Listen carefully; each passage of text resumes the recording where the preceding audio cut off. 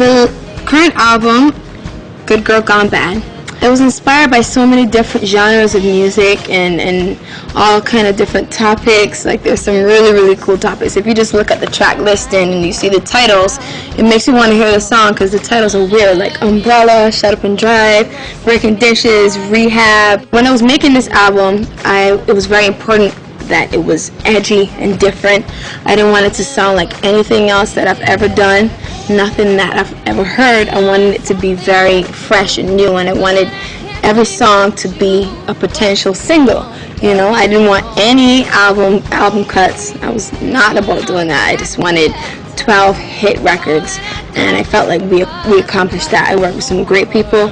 I worked with Timbaland, Justin Timberlake. I worked with Dream and Tricky, who gave me Umbrella, of course. Justin Timberlake, he wrote Rehab. It was really weird to see him write, because he came into the studio and Timbaland, he had this crazy idea. He wanted to call the song Rehab, and he had the sickest track, and we were just vibing to it. And when Justin came in, it just rolled off of his tongue. He just started pacing back and forth and like just mumbling to himself, and then he was like, got it. He went in the studio, he put down a demo, and that was it. Like, he didn't write anything on paper.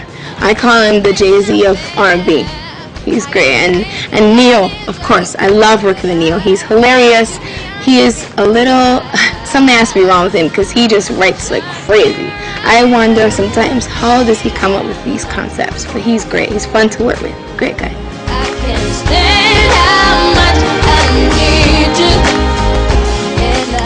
I'm originally from Barbados. I was born and raised there. I got my start in music after I started singing in school, and one of my really good friends, she knew a producer from New York. She introduced me to him, and I auditioned for him, and we finally put a demo together, finished it, we sent it out to a few labels. We auditioned for Def Jam, and we signed the deal pretty much right away, and that's how I got started.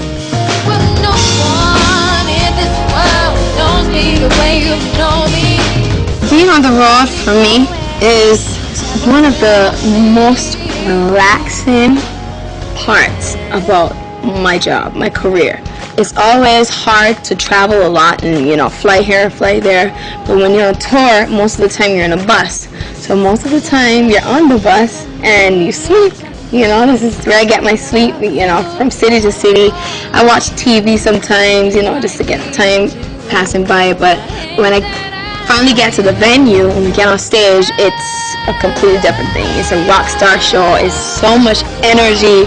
It's just fun. We have fun on stage because we don't really get to hang out on the bus. So when we get to the venue, we just go crazy on stage.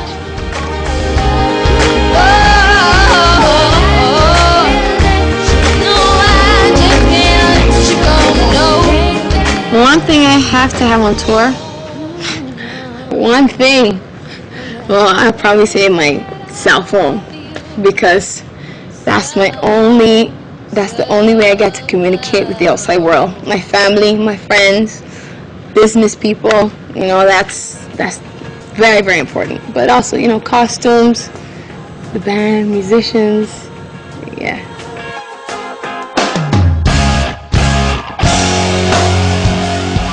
As I grow as an artist, my influences change, you know, they vary. I was influenced a lot. I love Mariah Carey. Love her. Like, she was one of those artists that made me want to do this.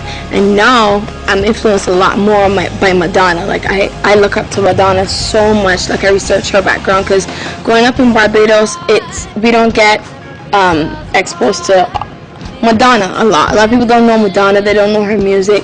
So after I moved to the States and I started finding out more about her, I adore her. So now she's one of my big influences.